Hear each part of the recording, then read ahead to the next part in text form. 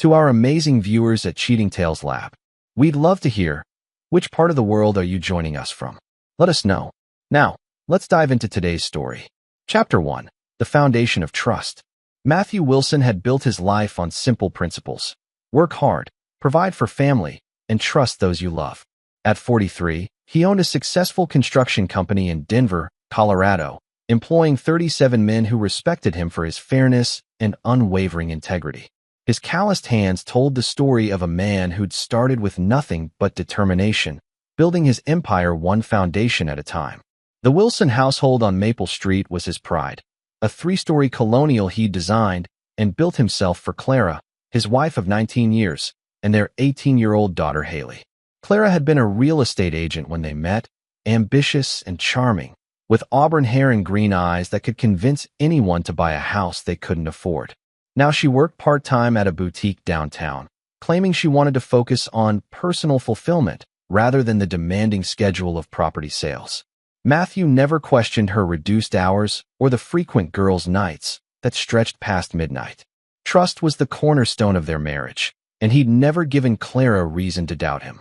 He assumed the same courtesy extended both ways.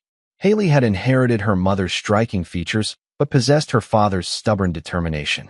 A senior at Roosevelt High, she was everything Matthew had hoped for in a daughter, smart, driven, and accepted to Colorado State University for the fall.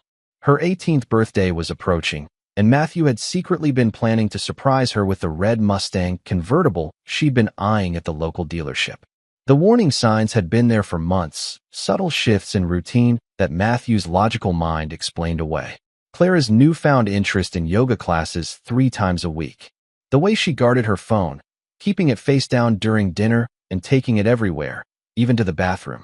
Her sudden fascination with wine tastings with her book club friends, events that apparently never included actual books. Stephen Waters had entered their lives 18 months ago as Clara's yoga instructor at Sacred Balance Studio. Matthew had met him twice, once at a community barbecue and again at Haley's birthday party last year. Stephen was everything Matthew wasn't, lean where Matthew was broad, smooth where Matthew was weathered, and philosophical where Matthew was practical. At 35, Stephen possessed the kind of effortless charm that made women laugh at jokes that weren't particularly funny. Matthew remembered shaking Stephen's hand at that barbecue, noting the man's soft palms and wondering how someone made a living teaching people to stretch.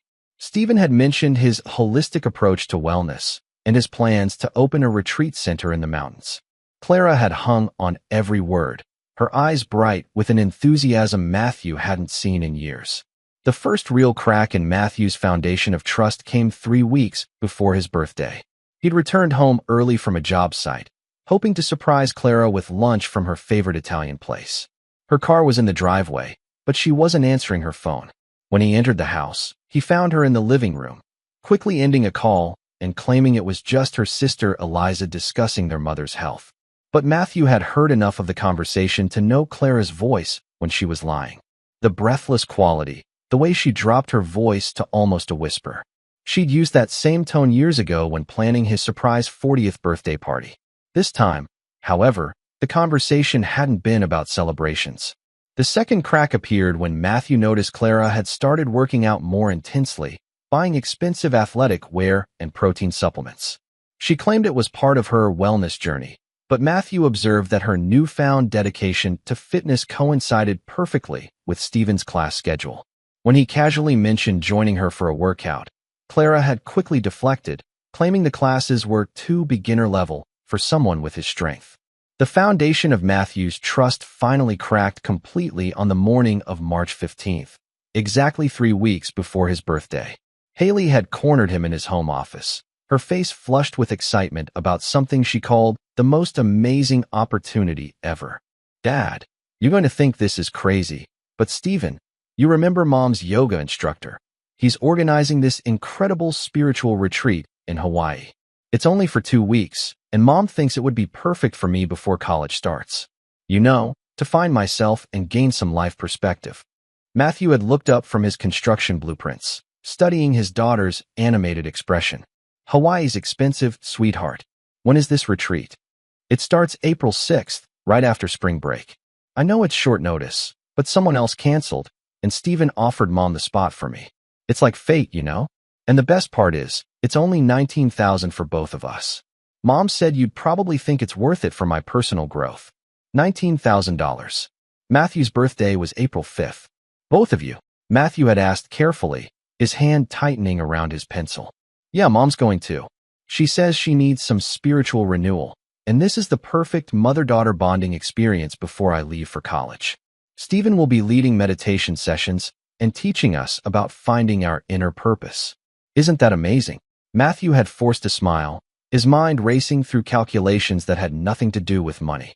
Clara had never shown interest in meditation. She'd never expressed desire for mother-daughter bonding. And Stephen Waters was apparently conducting private retreats in Hawaii at the exact time of Matthew's birthday. That does sound amazing, Matthew had said, his voice steady despite the rage building in his chest. When do you need the money? Mom said if you could transfer it today, she can book everything this afternoon. Stephen says these spots fill up super fast. Matthew had nodded, watching his daughter's eyes sparkle with anticipation. Haley genuinely believed this was about spiritual growth and family bonding. She had no idea she was being used as the perfect cover for her mother's affair. That evening, Matthew had transferred $19,000 to Clara's account without question or comment. When Clara mentioned the trip at dinner, her explanation matched Haley's story word for word. They'd rehearsed well. I think it's wonderful, Matthew had said, raising his wine glass in a toast to new experiences and spiritual growth. Clara had beamed, leaning over to kiss his cheek. You're the most understanding husband in the world, Matthew. I love you so much. The kiss had felt like a knife sliding between his ribs. Matthew Wilson had built his life on trust, but he wasn't naive. He knew the difference between faith and foolishness. As he sat in his office that night, listening to Clara and Haley excitedly plan their trip, he realized his foundation hadn't just cracked, it had shattered completely. But Matthew Wilson was a builder. He knew how to tear down structures that were no longer sound and construct something stronger in their place. The difference was, this time he wouldn't be building with trust. He'd be building with truth. Chapter 2. The Architect of Deception. The next morning, Matthew began his investigation with the methodical precision that had made his construction company successful. He'd learned long ago that rushing into any project without proper planning led to disaster. This project would require the same careful attention to detail, except the stakes were infinitely higher than any building he'd ever constructed. Clara left for her yoga class at 9:30, kissing Matthew goodbye with the same affectionate smile she'd worn for 19 years. Haley was at school, her final semester of senior year, keeping her busy with college preparations and graduation activities. Matthew had deliberately cleared his schedule, telling his foreman Phil Cobb that he was taking the day to handle personal business. The Sacred Balance studio was located in a converted warehouse in Denver's trendy Lodo district. Matthew parked across the street, his truck inconspicuous among the construction vehicles servicing the neighborhood's ongoing gentrification. He had a clear view of the studio's entrance and the parking lot behind the building. Clara's silver BMW arrived at exactly 10 o'clock, parking in her usual spot near the back entrance. Matthew had expected this. Clara was punctual to a fault, a trait that had served her well in real estate and was now serving him equally well in his investigation. What Matthew hadn't expected was to see Stephen Waters exit the building immediately after Clara entered, walking to his own car with the casual confidence of a man completely secure in his deception. Stephen drove a black Jeep Wrangler, the kind of vehicle that suggested adventure and spontaneity, everything Matthew represented in Clara's mind that Stephen didn't. Matthew followed at a distance as Stephen drove through downtown Denver, eventually pulling into the parking garage of the Marriott Hotel on 17th Street. This wasn't a coincidence or a brief errand. Stephen had checked into a room.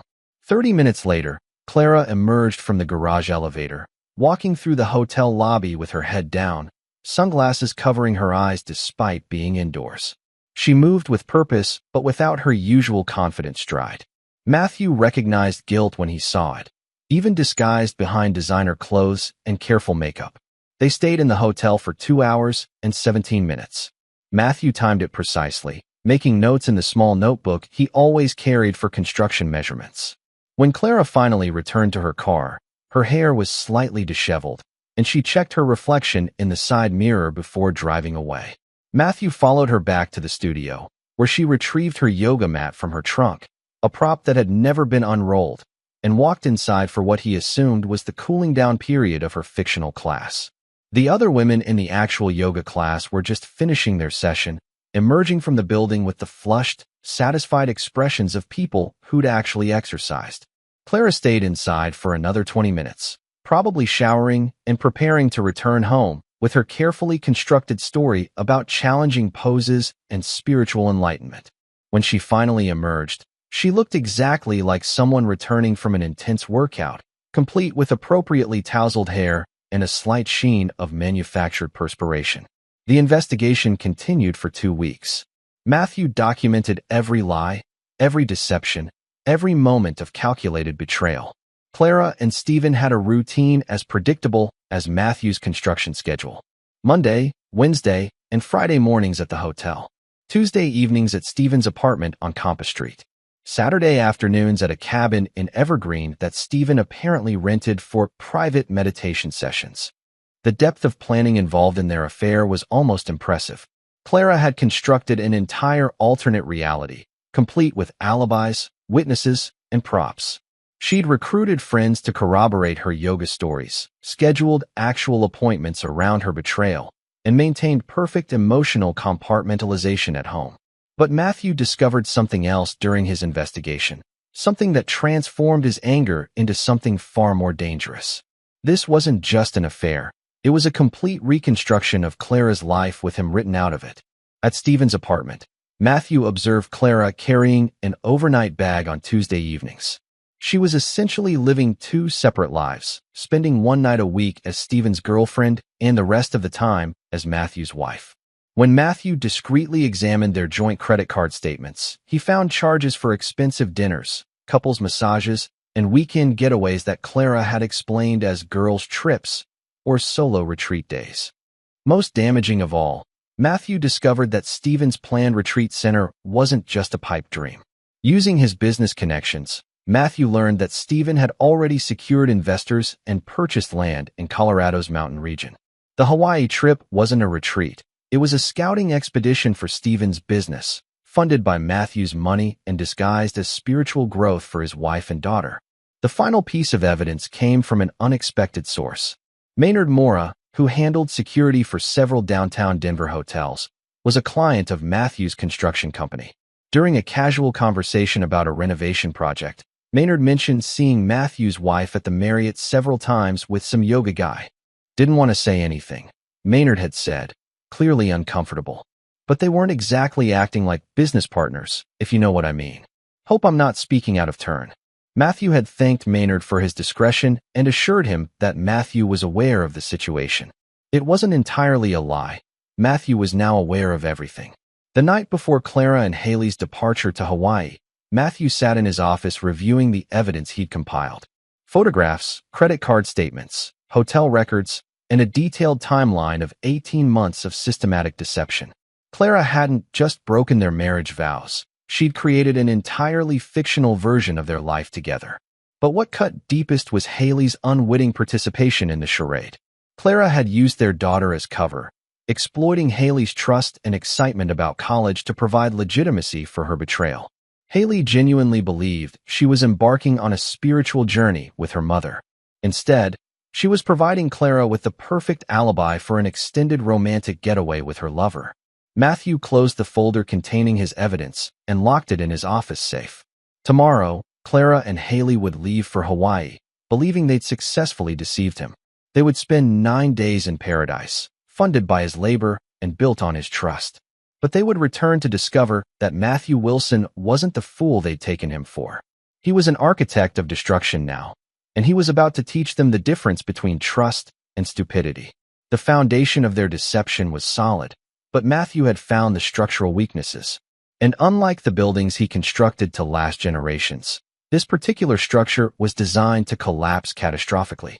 He just needed to wait for the right moment to remove the supporting beams. Chapter 3: The Blueprint for Destruction. The morning of April 5th, Matthew's 43rd birthday, arrived with the kind of crisp Colorado spring weather that made promises of new beginnings. Clara and Haley bustled around the house, packing last-minute items and checking their flight information with the excited energy of people embarking on a grand adventure. Matthew sat at the kitchen table, drinking coffee and watching his wife and daughter prepare for their trip. To any observer, he appeared relaxed and supportive, occasionally offering practical advice about travel documents and weather expectations. Inside, however, he was conducting final calculations for the most important project of his life.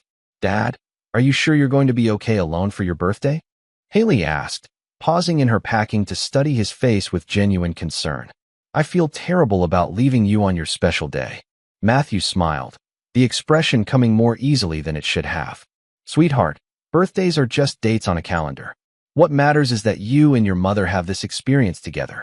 Besides, I'll be busy with the Morrison Hotel project. Phil and I need to finalize the foundation work before the inspection next week." Clara looked up from her suitcase, her green eyes bright with what Matthew now recognized as anticipation rather than concern. "Matthew's always been understanding about my schedule," she said, walking over to kiss his cheek. "That's why I married him. He never makes me feel guilty for pursuing my own interests." The irony of her statement was so profound that Matthew had to bite the inside of his cheek to keep from laughing. Clara had no idea how extensively she'd revealed her interests during his investigation. She genuinely believed she was subtle, that her careful planning and elaborate lies had fooled him completely. "Have you heard from Stephen about the retreat details?" Matthew asked casually, testing the waters of their deception one final time. Haley nodded enthusiastically. "He sent Mom the complete itinerary yesterday. Daily meditation sessions, hiking excursions to sacred sites, and something called Inner Truth workshops. I'm actually nervous about whether I'm spiritually ready for such an intense experience." Matthew caught Clara's eyes over Haley's head, watching for any sign of discomfort or guilt. Instead, he saw only practiced confidence. Clara had compartmentalized so completely that she could discuss Stephen's plans for their romantic getaway while looking directly at her husband without flinching. "I'm sure you'll both discover things about yourselves you never knew existed," Matthew said, his voice carrying just enough warmth to sound sincere. At noon, Matthew drove them to Denver International Airport, helping carry their luggage and walking them to the security checkpoint. Clara hugged him goodbye with what felt like genuine affection, whispering that she loved him and would miss him. Haley's embrace was tighter, filled with the kind of daughterly love that made Matthew's chest ache with the knowledge of how thoroughly Clara had manipulated their child. "Take care of yourself while we're gone," Clara said, her hand resting on Matthew's chest. "Don't work too hard, and don't forget to eat actual meals instead of just coffee and sandwiches." "I promise to take good care of myself," Matthew replied, and for the first time in weeks, he was telling the complete truth. After they disappeared through security, Matthew returned to his truck and sat in the airport parking garage for 30 minutes, allowing the reality of his situation to settle completely. Clara and Haley were gone. For the next 9 days, he would be alone with his knowledge and his plans. The first phase of Matthew's blueprint required establishing his own alibi and emotional state. He drove to Sacred Balance Studio, where he informed the receptionist that he was concerned about his wife's sudden departure and wanted to verify the retreat details. The young woman behind the desk looked confused. "I'm sorry, Mr. Wilson, but Stephen isn't conducting any retreats right now. He's actually on vacation himself. Said something about visiting Hawaii to scout locations for a future project. Maybe your wife meant a different instructor." Matthew feigned surprise and concern, explaining that there must be some miscommunication. He left his contact information, asking them to call if they heard from Stephen or had any information about retreats. The receptionist promised to investigate and contact him with any updates. Next, Matthew visited his lawyer, Ezra Wong, at his downtown office. Ezra had handled the legal work for Matthew's construction company and had become a friend over the years. Their relationship was built on mutual respect and shared values about honesty and hard work. "Ezra, I need to discuss some personal legal matters," Matthew said, settling into the chair across from his lawyer's desk. "It's about my marriage." Ezra's expression grew serious. "What kind of personal matters, Matthew?"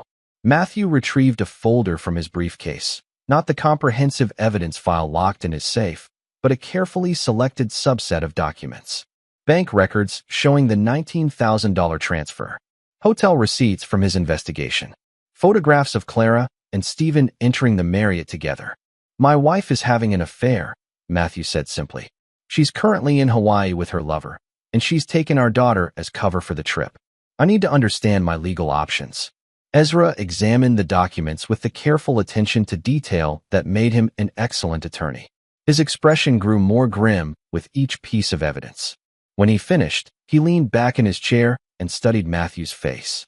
This is comprehensive documentation, Matthew. How long have you known? I've suspected for months, but I've had definitive proof for 2 weeks. I wanted to be absolutely certain before taking any action. Have you confronted Clara about this? Matthew shook his head. I see no point in confrontation until I understand the full scope of my situation. I need to know how to protect my assets, my business, and my relationship with Haley. I also need to understand what happens if Clara decides to leave me for Stephen. Ezra nodded, making notes on a legal pad. Colorado is a no-fault divorce state, so the affair itself won't impact property division significantly. However, the fact that she's using marital assets to fund her relationship with another man could be considered dissipation of marital property. The $19,000 for this trip, combined with these hotel and restaurant charges, represents a pattern of using joint resources for her affair. What about my business? Wilson Construction was established before your marriage, and you've maintained separate business accounts. Your company should be protected as long as marital funds weren't used for significant business investments. We need to review your financial records more thoroughly. Matthew had expected this answer. He'd been meticulous about keeping his business finances separate from personal accounts, a decision that had once been about organization but now proved strategically valuable. I want you to prepare divorce papers, Matthew said. Complete financial separation, custody arrangements for Haley, though she's 18 now, so that's less relevant. And I want documentation of Clara's affair and misuse of marital assets. Matthew, are you certain about this course of action? Marriage counseling might. Ezra, my wife has been living a double life for over a year. She's manipulated our daughter into providing cover for her affair. She's stolen our money to fund romantic getaways with another man. The marriage is over. I'm just deciding how it ends. Ezra had worked with Matthew long enough to recognize his tone. When Matthew spoke with that particular quiet intensity, arguing was pointless. Matthew had made his decision with the same careful consideration he applied to construction projects. I'll need a few days to prepare everything properly, Ezra said. When do you want Clara served with papers? Matthew checked his calendar, calculating the timeline precisely. Clara and Haley returned from Hawaii on Sunday, April 14th. I want Clara served with divorce papers on Monday morning, April 15th. Can you arrange for service at the house around 10 a.m.? That's very specific timing. I want Clara to have exactly 1 day to settle back into her normal routine before her world changes completely. I want her to wake up Monday morning thinking she successfully deceived me, and then I want that illusion shattered permanently. Ezra made additional notes, his expression thoughtful. What about Haley? How do you plan to handle this with your daughter? This was the question Matthew had been dreading, the one aspect of his plan that caused genuine pain rather than cold satisfaction. Haley was innocent in all of this, a victim of her mother's manipulation. But she was also 18 years old, legally an adult, and would soon discover that her spiritual retreat had been an elaborate cover for her mother's affair. I'll tell Haley the truth, Matthew said. All of it. She deserves to know that her mother used her as cover for adultery. She deserves to understand the difference between love and manipulation. That's going to be devastating for her. Less devastating than living with lies. Haley is strong enough to handle the truth. She's not strong enough to build her life on deception, and that's what Clara has been teaching her to do. Matthew left Ezra's office with the legal machinery of his divorce set in motion. The papers would be prepared, the service arranged, and the timeline established. Clara would return from Hawaii believing she'd successfully maintained her double life, only to discover that her deception had been exposed completely. But legal action was only the first phase of Matthew's blueprint. Clara and Stephen had used his trust and his money to build their relationship. Now Matthew would use their betrayal to construct something much more permanent. Consequences. The foundation was set. The supporting structures were in place. Now he just needed to wait for the right moment to trigger the controlled demolition of everything Clara and Stephen thought they'd built together. Matthew Wilson had always been patient when building something meant to last.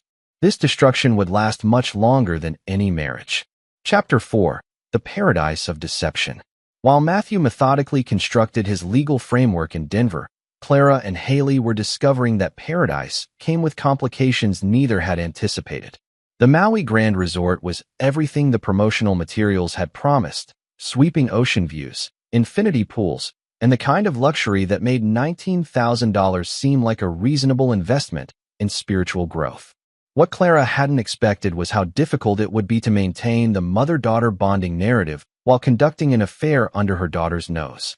Stephen had booked connecting rooms for the spiritual retreat participants, a detail that should have simplified their romantic logistics. Instead, it created a constant tension between Clara's desire to spend time with Stephen and her need to maintain the fiction that this trip was about Haley's personal development. "Mom, Stephen seems really nice, but don't you think the meditation sessions are kind of intense?" Haley asked on their second day, as they sat by the pool while Stephen conducted what he called a private spiritual consultation with a female resort guest. Clara watched Stephen through her sunglasses, noting the way he leaned in close to the woman during their conversation, his hand occasionally touching her arm for emphasis. A spike of jealousy surprised her with its intensity. She'd assumed Stephen's attention would be focused entirely on her during their romantic getaway, but she was learning that Stephen's charm wasn't reserved exclusively for her. "Intensity is necessary for real spiritual growth," Clara replied, repeating something Stephen had told her during one of their hotel encounters. "You can't achieve enlightenment through comfort and ease." Haley nodded thoughtfully, but Clara could see doubt creeping into her daughter's expression.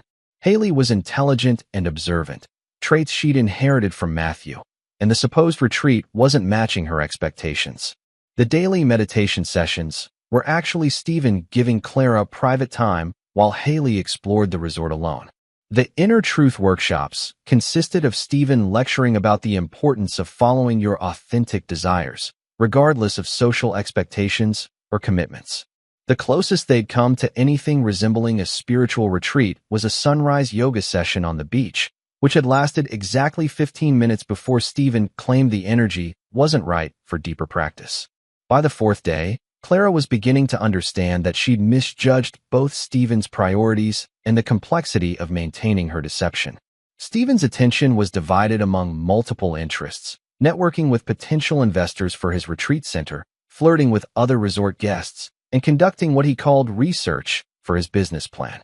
Clara found herself competing for time with a man she'd upended her life to be with. More troubling was Haley's growing skepticism about the entire experience. Her daughter had arrived in Hawaii, genuinely excited about spiritual growth and mother-daughter bonding. Instead, she was spending most of her time alone while Clara snuck off for stolen moments with Stephen. The irony wasn't lost on Clara that in trying to use Haley as cover for her affair, she was actually neglecting her daughter more thoroughly than she ever had at home. "Mom, can we talk?" Haley asked on their fifth evening, after Stephen had excused himself for another networking dinner with resort management. They were sitting on their suite's balcony, watching the sunset paint the Pacific in shades of orange and gold that should have been romantic, but instead felt melancholy. "Of course, sweetheart. What's on your mind?" Haley was quiet for a long moment, organizing her thoughts with the careful precision she'd learned from Matthew. "This isn't really what I expected from a spiritual retreat. Stephen seems nice, but I feel like we're just vacationing. And you seem distracted, like your mind is somewhere else." Clara felt a flutter of panic. If Haley was beginning to suspect something, the carefully constructed alibi for this trip could collapse completely. "I'm sorry if I seem distracted. Sometimes spiritual work brings up complicated emotions. I'm processing a lot of internal growth." "Are you happy, Mom? I mean, really happy? At home? With Dad? With your life?" The question hit Clara like a physical blow. She'd been so focused on the logistics of her affair and the excitement of feeling desired by Stephen that she hadn't considered how her behavior might appear to someone who actually loved her unconditionally. "Why would you ask that?" Clara deflected, buying time to formulate an answer. "Because you've seemed different lately. More secretive, more, I don't know, restless. And this trip doesn't feel like it's about my spiritual growth. It feels like it's about something else entirely." Clara stared out at the ocean, weighing her options. She could continue the deception, maintained the fiction that this was about Haley's development. But her daughter's questions suggested that the lie was becoming transparent. Haley was too smart and too observant to be completely fooled. Sometimes adults need to explore different aspects of themselves, Clara said carefully. Your father is a wonderful man, but he's very stable, predictable. Sometimes I wonder if there are parts of myself I never got to discover because I settled into marriage so young. Haley's expression grew troubled. Are you saying you regret marrying Dad? I'm saying that people change, and sometimes they need to explore what else might be possible. That doesn't mean I don't love your father. It just means I'm trying to understand if the life I'm living is the life I actually want. It was the most honest conversation Clara had with anyone in months, and the relief of partial truth was overwhelming. She'd been carrying the weight of her deception alone, unable to share her feelings with Stephen, who preferred excitement to emotional complexity, or her friends, who wouldn't understand the sophistication of her situation. Does Dad know you feel this way? Clara shook her head. Your father thinks everything is perfect between us. He's happy with our routine, our life, our future plans. He doesn't understand that some people need more than just security and stability. Haley was quiet for several minutes, processing this information with the serious consideration she brought to important decisions. Finally, she looked at her mother with an expression Clara couldn't quite interpret. Mom, I love you, and I want you to be happy. But Dad loves you too, and he deserves to know if you're questioning your marriage. It's not fair to let him think everything is okay if it's not. Clara felt a surge of irritation that her 18-year-old daughter was lecturing her about fairness and honesty. It's more complicated than you understand, Haley. Adult relationships involve nuances that. It's not that complicated, Haley interrupted, her voice carrying a firmness that reminded Clara uncomfortably of Matthew. Either you want to be married to Dad or you don't. Either you're committed to your family or you're not. Everything else is just excuses. The conversation ended in uncomfortable silence, with both women retreating to their respective bedrooms. Clara spent the night staring at the ceiling, questioning for the first time whether her carefully planned affair was worth the growing complexity of maintaining it.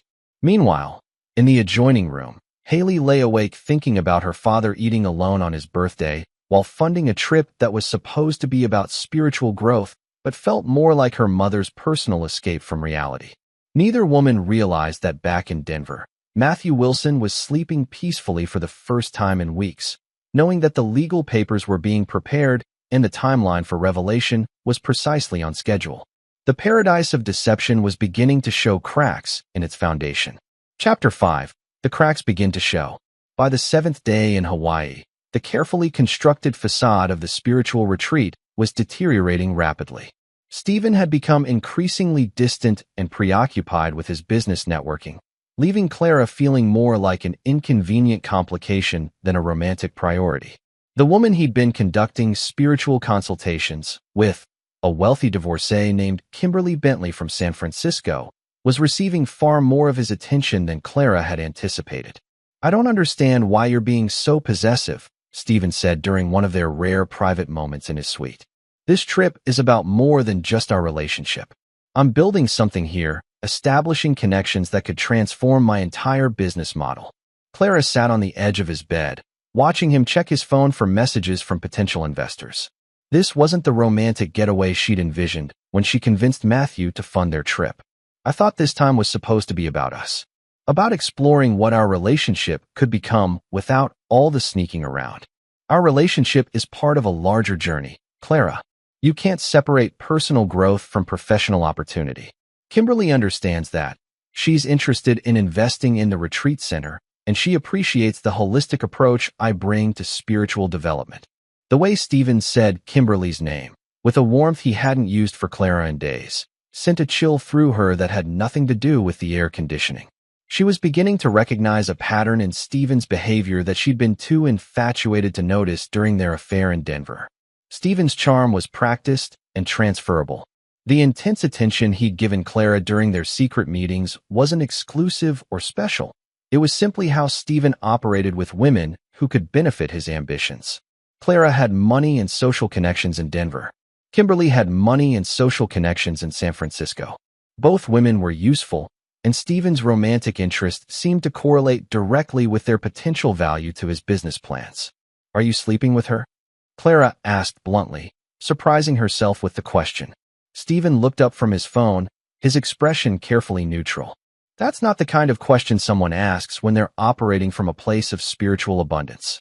Jealousy is a limiting emotion, Clara. It comes from scarcity thinking. It wasn't a denial, and they both knew it. Meanwhile, Haley was conducting her own investigation into the nature of their trip. Her mother's revelations about questioning her marriage had left Haley feeling protective of her father and suspicious of the entire Hawaiian adventure. When she tried to book an actual meditation session at the resort spa, she discovered that Stephen Waters wasn't listed as a certified instructor or affiliated with any spiritual organizations. Further inquiries revealed that Stephen was registered as a regular resort guest, not a retreat leader or spiritual guide. The resort staff had no knowledge of any organized spiritual program, and the activities Stephen claimed to be conducting weren't official resort offerings. Haley spent the afternoon at the resort's business center, using her laptop to research Stephen's background more thoroughly. What she discovered made her stomach turn with a combination of anger and fear for her mother. Stephen Waters had a pattern. Over the past 5 years, he'd conducted similar spiritual retreats in various vacation destinations, always funded by wealthy women seeking meaning and personal growth. None of these retreats appeared to be legitimate spiritual programs. Instead, they seemed to be elaborate romantic getaways where Stephen provided emotional intensity and philosophical guidance in exchange for financial support for his various business ventures. Most disturbing was a blog post written by a woman named Viola Galloway from Phoenix, who described being emotionally and financially manipulated by a yoga instructor who promised spiritual transformation but delivered only expensive disappointment and broken promises. The details of Viola's experience matched Clara's situation almost exactly: secret meetings, promises of spiritual growth, and requests for funding for a mountain retreat center that never materialized. Haley printed out the blog post and several other concerning articles about Stephen's past relationships. That evening, she confronted her mother with the evidence. "Mom, we need to talk about Stephen," Haley said, spreading the printed pages on the coffee table in their suite. "I think you're being manipulated." Clara read through the documents with growing horror, recognizing elements of her own experience in every woman's story. The promises about spiritual growth, the requests for financial support, the way Stephen made each woman feel special and chosen while simultaneously pursuing other relationships. This could be a different Stephen Waters, Clara said weakly, but she knew it wasn't. The photos in the articles clearly showed the same man who'd been conducting spiritual consultations with resort guests all week.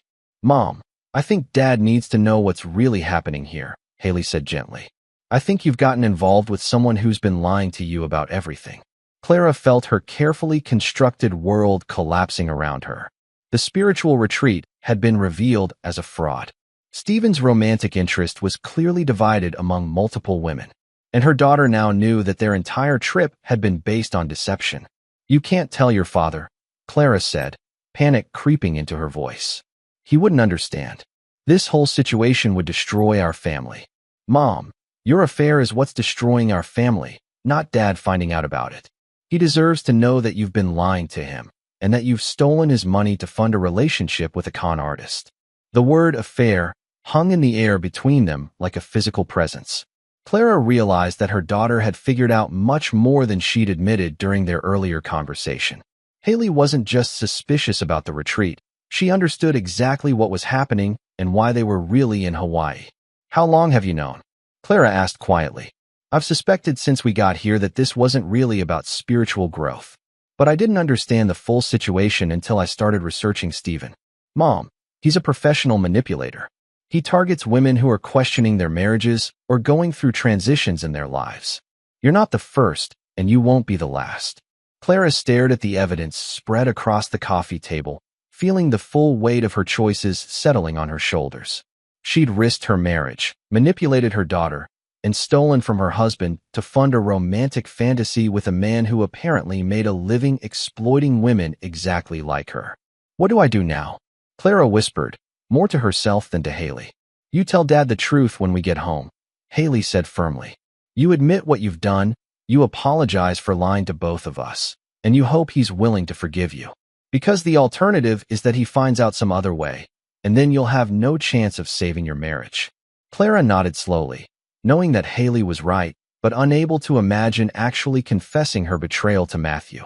The idea of seeing disappointment in his eyes, of watching his trust shatter, was almost unbearable.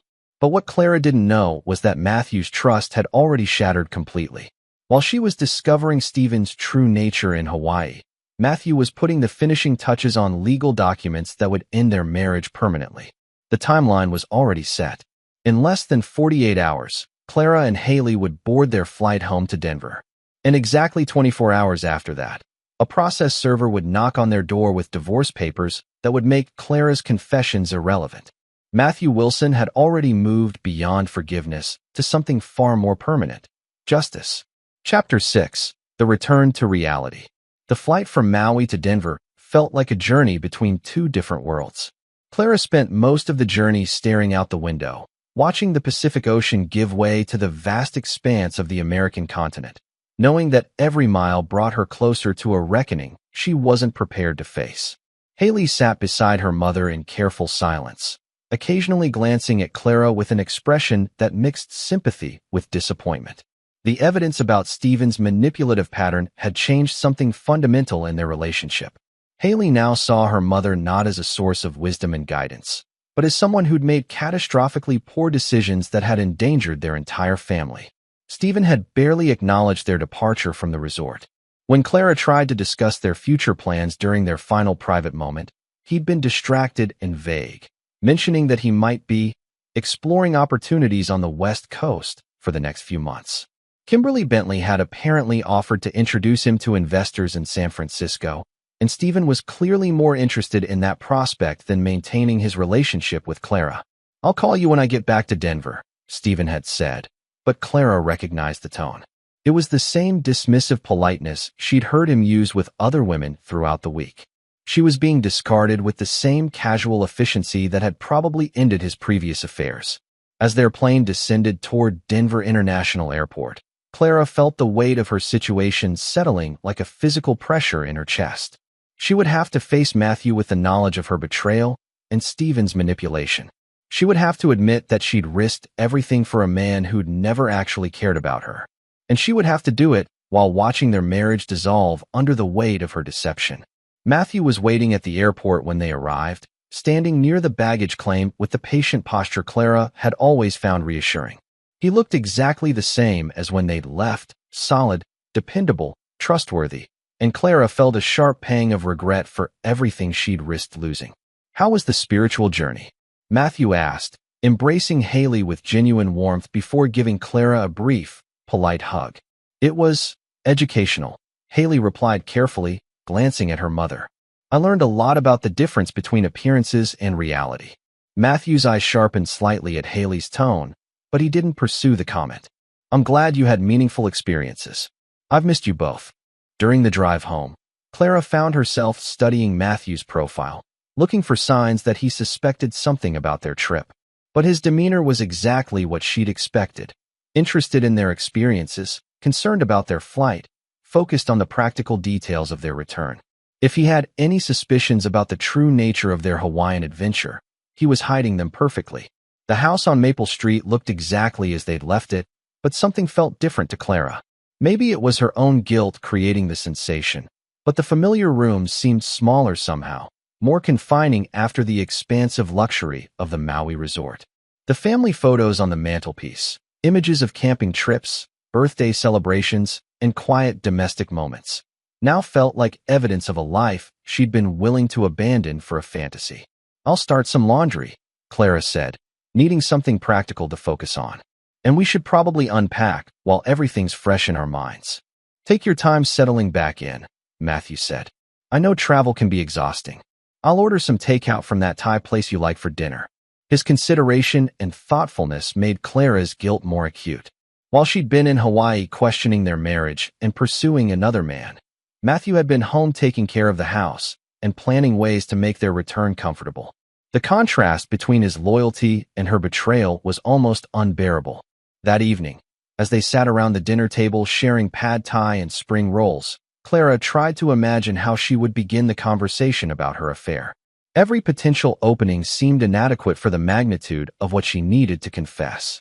How do you tell someone who loves you that you've been systematically lying to them for over a year? How do you explain that their trust and generosity enabled you to pursue a relationship with someone else? Dad, I've been thinking, Haley said, interrupting Clara's internal struggle. I'd like to get a job this summer before college starts. Maybe something in construction or project management, to learn more about your business. Matthew's face lit up with genuine pleasure. I'd love to have you work with the company for a few months. You could start in the office, learning about project planning and client relations, then spend some time on job sites to understand the practical side of construction.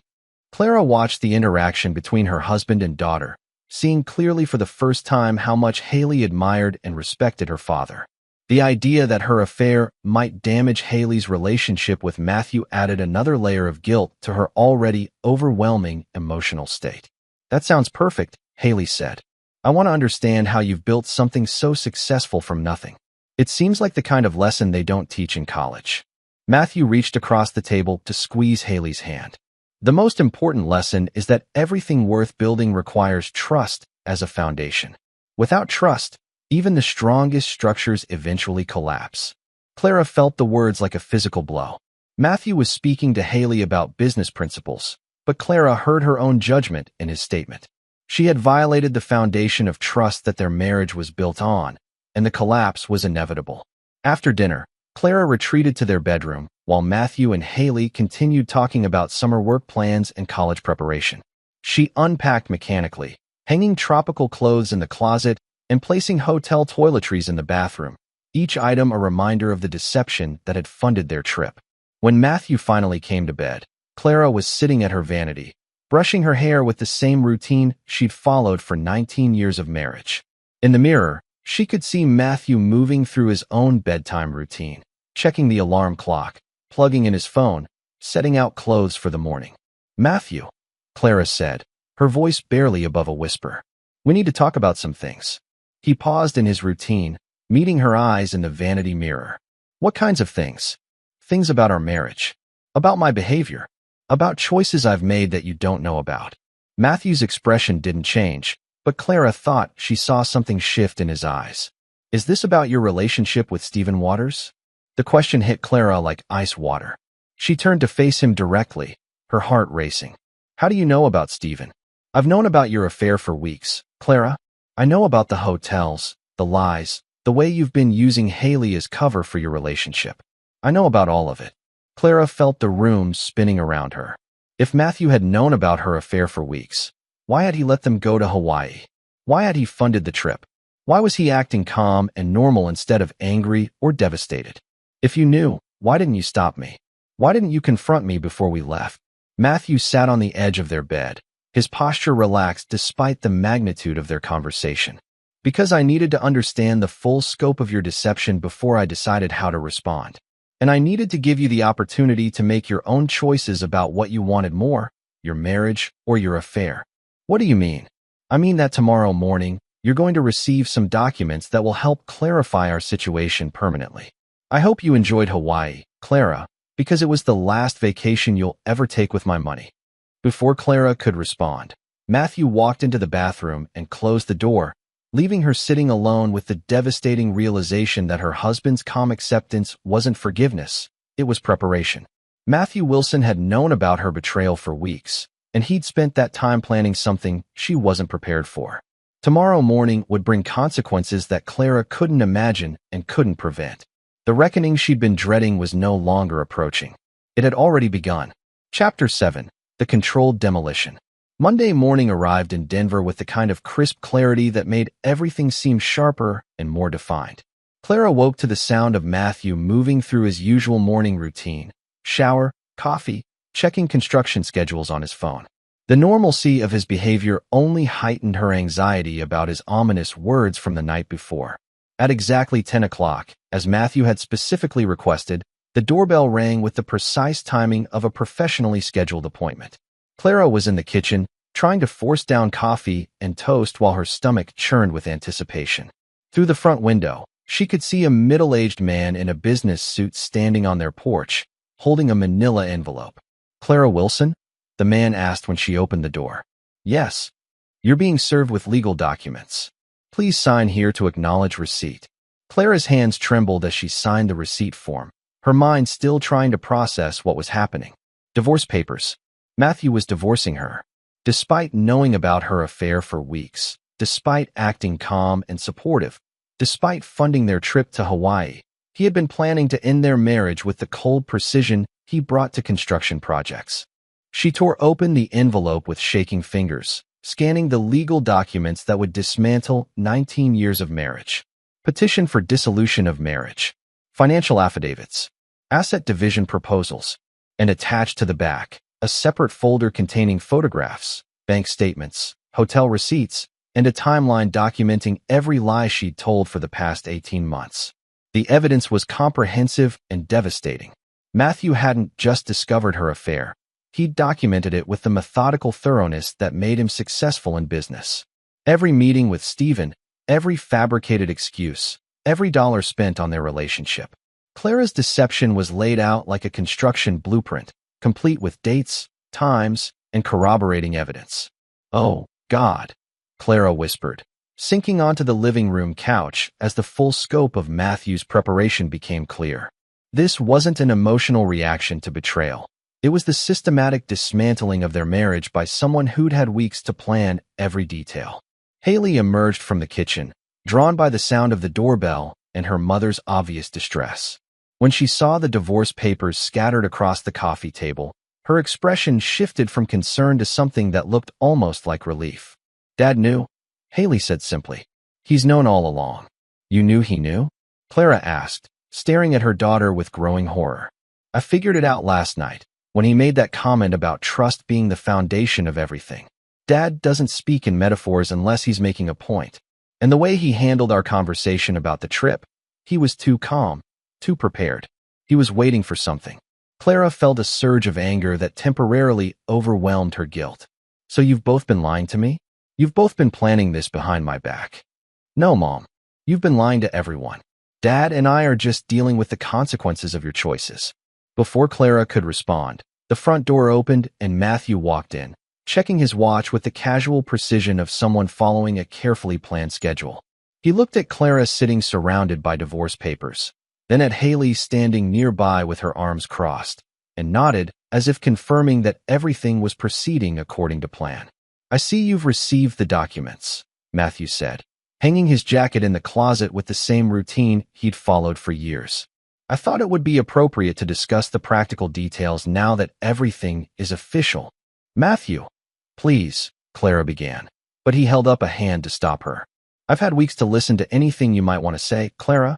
You've had plenty of opportunities to tell me about Stephen, about the hotels, about using our daughter as cover for your affair. You chose deception every time. Now we're past the point of discussion." Clara felt desperation clawing at her chest. The calm, final tone in Matthew's voice was more terrifying than anger would have been. "The man I thought I was having an affair with, Stephen, he's not who I thought he was. He's a con artist who manipulates women. I was stupid and deceived, but it wasn't real love. It was manipulation." "I know exactly who Stephen Waters is," Matthew replied. "I've known for 2 weeks. I also know about Kimberly Bentley, about his pattern of targeting women in vulnerable situations, and about his plans to use your money to fund his retreat center. Your relationship with a con artist doesn't change the fact that you chose to have an affair and steal from our marriage to pay for it." The weight of Matthew's comprehensive knowledge hit Clara like a physical blow. He hadn't just discovered her affair. He'd investigated it thoroughly enough to understand details she'd only learned herself in Hawaii. While she'd been rationalizing her behavior and planning romantic getaways, Matthew had been methodically documenting the destruction of their marriage. "What about our family?" Clara asked, grasping for any argument that might reach him.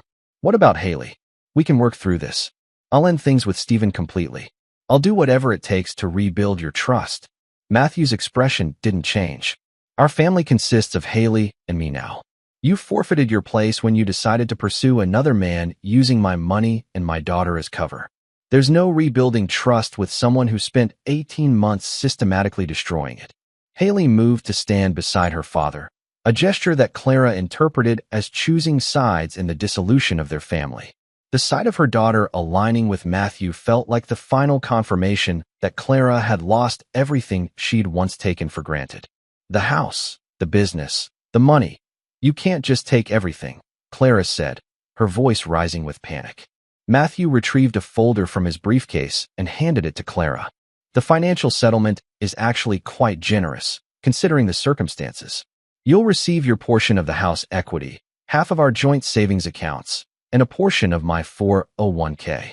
What you won't receive is spousal support, given that you used marital assets to fund an affair. Clara opened the folder, scanning the financial breakdown that would determine the rest of her life. The numbers were fair but stark, representing the end of the financial security that Matthew's success had provided for nearly 2 decades. I need a lawyer, Clara said, more to herself than to anyone else. That's your right, Matthew agreed. But I should mention that my attorney has already filed these papers with the court. The process has begun whether you contest it or not. You can hire representation to protect your interests, but you can't stop the divorce. Clara stared at the man she'd been married to for 19 years, trying to find some trace of the Matthew who'd loved her, trusted her, and built a life around making her happy. Instead, she saw only cold determination and the kind of strategic thinking that had made him successful in business. Is this really how you want to end things? Clara asked, making one final attempt to reach whatever remained of their emotional connection. Clara, this is how you ended things 18 months ago when you started sleeping with another man. I'm just making it official. Matthew gathered his briefcase and headed toward the front door, pausing only to address Haley. I'll be at the Morrison site until 5 if you need anything. We can discuss your summer work schedule when I get home. After he left, Clara and Haley sat in silence in the living room, surrounded by legal documents that represented the complete dismantling of their family structure. Clara felt hollowed out, as if everything she'd built her identity around had been surgically removed. I'm sorry you have to go through this, Clara said finally, looking at her daughter with genuine remorse. I'm not the one going through it, Mom, Haley replied quietly. You and Dad are. I'm just watching people I love destroy each other because one of them made selfish choices. The accuracy of Haley's assessment cut deeper than any legal document could. Clara had risked everything for a fantasy relationship with a man who'd never actually cared about her, and now she was facing the permanent consequences of her deception. Outside, Matthew Wilson drove toward his construction site with the satisfaction of seeing a carefully planned project executed flawlessly. The legal framework was in place, the evidence was documented, and the timeline was proceeding exactly as scheduled. But the legal divorce was only the first phase of Matthew's comprehensive plan. Clara and Stephen had used his trust and his money to build their relationship. Now Matthew would use their betrayal to construct something much more lasting. Consequences that would follow them long after the legal papers were finalized. The controlled demolition of his marriage was complete. Now it was time to begin construction on their punishment. Chapter 8. The Foundation of Consequences. The week following the divorce filing passed in a blur of legal consultations, financial inventories, and the grim logistics of dismantling 19 years of shared life. Clara hired William Wiley, a divorce attorney recommended by a friend, but even his experienced guidance couldn't alter the fundamental reality of her situation. Matthew's documentation was comprehensive, his legal strategy was sound, and Colorado's no-fault divorce laws meant that her affair, while morally devastating, didn't significantly impact the financial settlement. What Clara didn't know was that Matthew's legal strategy was only the beginning of a much more comprehensive plan for consequences. While she focused on protecting her financial interests in the divorce, Matthew was implementing the second phase of his blueprint for justice. Stephen Waters returned to Denver 3 days after Clara and Haley, his brief romantic adventure in Hawaii, having apparently run its course with Kimberly Bentley's rejection of his business proposal. He contacted Clara immediately upon his return, suggesting they meet at their usual hotel to discuss their future plans, now that her marriage was officially ending. Clara agreed to the meeting, partly out of curiosity about Stephen's intentions and partly from a desperate need to salvage something meaningful from the wreckage of her life. If her marriage to Matthew was truly over, perhaps her relationship with Stephen could still develop into something genuine and lasting.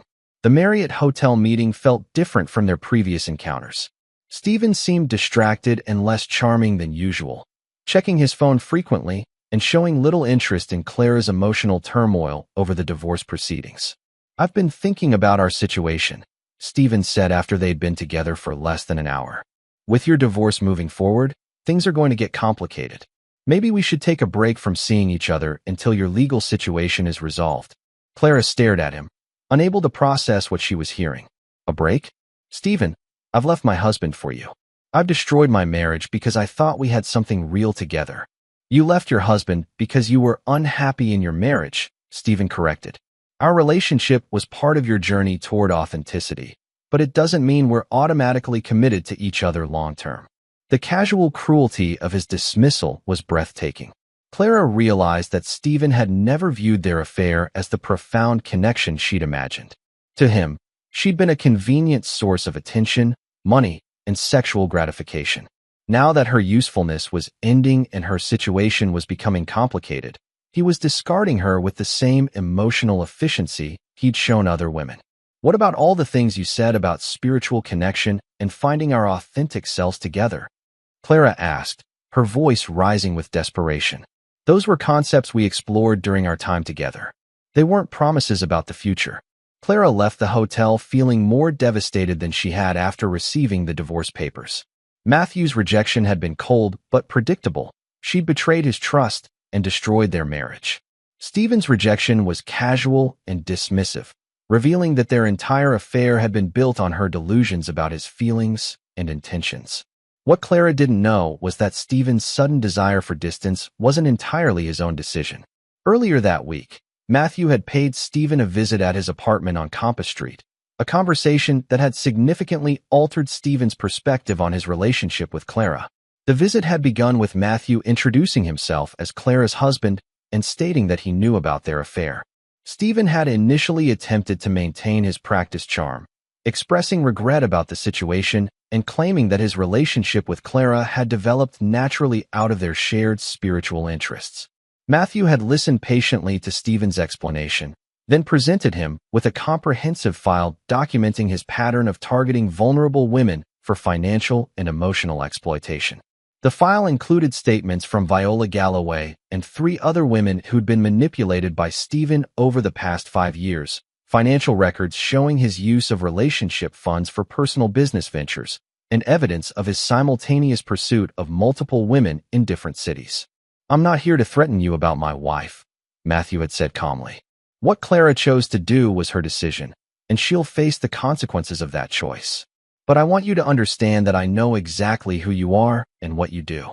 Stephen had tried to maintain his composure, but Matthew's evidence was too comprehensive to dismiss or explain away.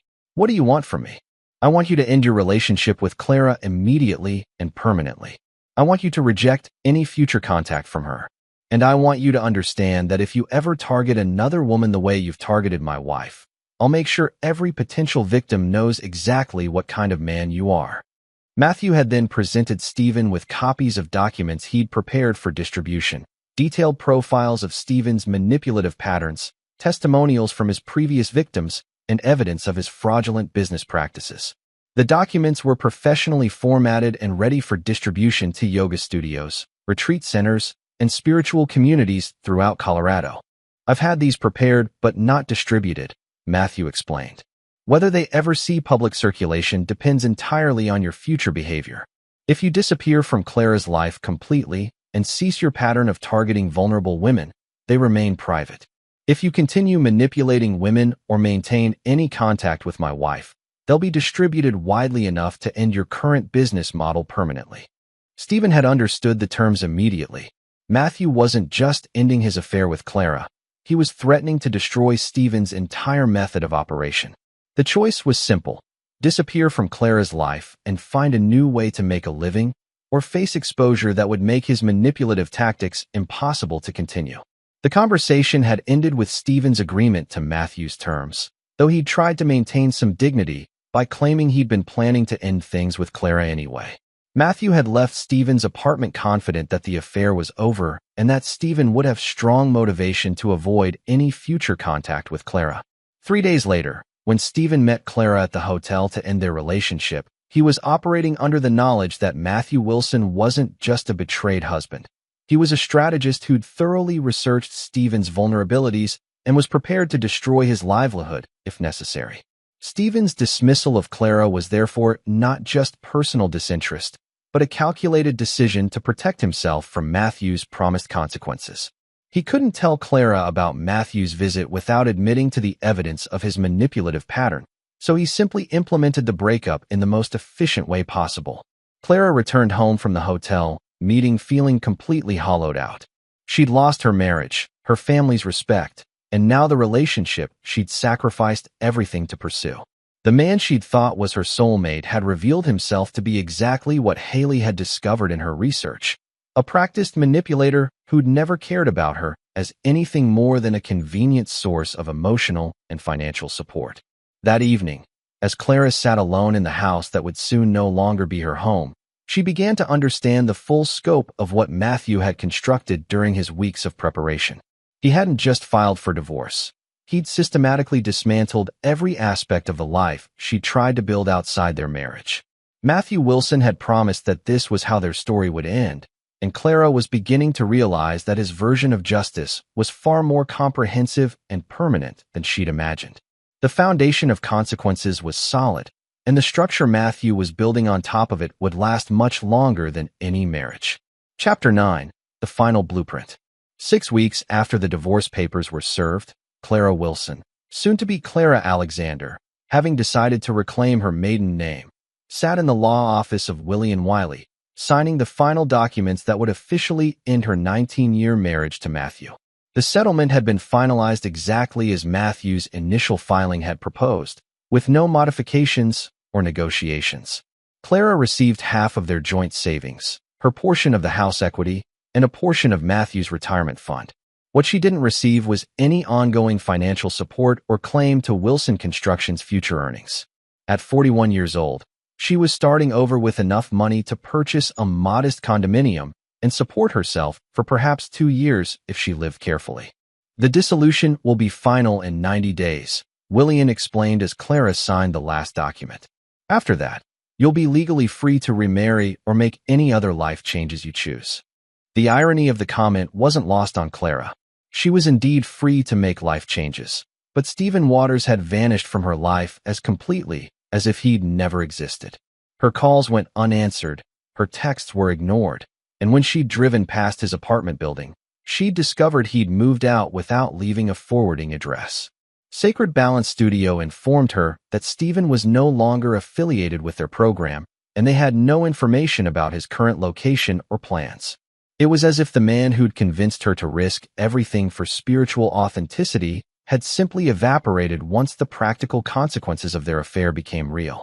Clara suspected Matthew was somehow responsible for Stephen's disappearance, but she had no evidence and no way to prove her suspicions. Stephen's abandonment felt like the final confirmation that their entire relationship had been built on her delusions about his character and intentions. The house on Maple Street sold within 2 weeks of being listed, purchased by a young family who admired the craftsmanship and attention to detail that Matthew had put into every room. Clara packed her belongings with mechanical efficiency, separating 19 years of accumulated possessions into categories: things that would fit in her new condominium, things to donate, and things to discard. Matthew maintained his polite distance throughout the process, handling all interactions through lawyers or brief, practical conversations about logistics. When Clara tried to engage him in discussions about their shared history or the possibility of maintaining some kind of friendship for Haley's sake, his responses were courteous but final. "We don't have a shared future to discuss, Clara," he said during one of their last conversations in the house they'd built together. "You made choices that ended our relationship permanently. Now we're just completing the practical details of separating our lives." Haley had begun working for Wilson Construction immediately after graduation, starting in the office but quickly moving to job sites where she demonstrated an intuitive understanding of project management and quality control. Matthew took obvious pride in her natural abilities, and Clara watched with a mixture of admiration and heartbreak as her daughter developed the kind of close working relationship with her father that Clara had never managed to achieve in their marriage. She's got the mind for this business, Matthew told Clara during Haley's second week of work. Attention to detail, ability to see how all the pieces fit together, and the patience to get things right the first time. She reminds me of myself at her age, except she's already more diplomatic with difficult clients than I've ever been. Clara could see that Haley was thriving in the construction environment, learning skills that would serve her well regardless of what career she ultimately chose. More importantly, Haley was building a relationship with Matthew based on mutual respect and shared accomplishments, rather than the emotional manipulation that had characterized Clara's approach to family relationships. The final revelation of Matthew's comprehensive planning came during Clara's last week in the house, when she discovered a letter he'd left for her in the bedroom they'd shared for 19 years. The envelope was marked for Clara, after the divorce is final, in Matthew's precise handwriting. Inside was a single page, typed with the same attention to detail Matthew brought to construction contracts. Clara, by the time you read this, our marriage will be legally over and you'll be preparing to start your new life. I want you to understand that everything that happened after I discovered your affair was carefully planned and deliberately executed. You spent 18 months lying to me, stealing from our marriage to fund your relationship with another man, and using our daughter as cover for your betrayal. You had numerous opportunities to tell me the truth or end your affair, but you chose deception every time. I spent 3 weeks documenting your betrayal and planning the most effective way to end our marriage while protecting my business and my relationship with Haley. Every action I took was calculated to achieve a specific result. Stephen Waters will never contact you again because I made it clear that doing so would result in the destruction of his business model. The evidence I presented to him about his pattern of manipulating women was comprehensive enough to end his career if it became public knowledge. The divorce settlement was designed to provide you with enough resources to start over, but not enough to live comfortably without working. You'll need to build a new life through your own efforts, not through dependency on someone else's labor. Haley chose to work for my company because she recognizes the difference between people who build things through honest work and people who take things through manipulation and deception. She's learning skills that will serve her throughout her life, and she's doing it in an environment based on trust and mutual respect. I don't hate you, Clara, but I don't forgive you either. What you did to our marriage and our family was unforgivable, and I wanted you to understand that the consequences you're facing weren't accidental or emotional. They were planned and implemented with the same precision I bring to any major construction project. You built a relationship with Stephen on the foundation of lies and stolen money. I built your consequences on the foundation of truth and documented evidence. Which structure do you think will last longer? Matthew. Clara read the letter 3 times, each reading making the scope of Matthew's planning more clear. He hadn't just reacted to her betrayal. He'd architected her consequences with the same methodical precision that had made him successful in business. Every element of her current situation, from Stephen's disappearance to the financial settlement to Haley's career choice, had been anticipated and planned. Matthew Wilson had promised her that this was how their story would end, and he'd delivered exactly what he'd promised. Clara was free to start over, but she was starting with the understanding that the man she'd betrayed for 19 years was far more strategic and unforgiving than she'd ever realized. The final irony was that Stephen Waters, the man who'd taught Clara about authentic living and following your true path, had been the first to abandon her when following that path became difficult. Matthew, the man she dismissed as too stable and predictable, had proven to be the most ruthless and effective strategist she'd ever encountered.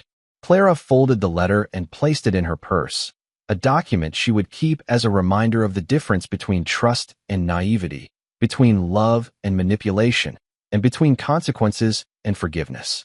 As she drove away from the house on Maple Street for the last time, Clara could see Matthew and Haley in the driveway, loading construction equipment into his truck for another day of building something meant to last. They were working together with the easy efficiency of people who understood each other completely, creating something solid and permanent through honest labor and mutual respect. Clara had chosen excitement over stability, fantasy over reality, and deception over truth.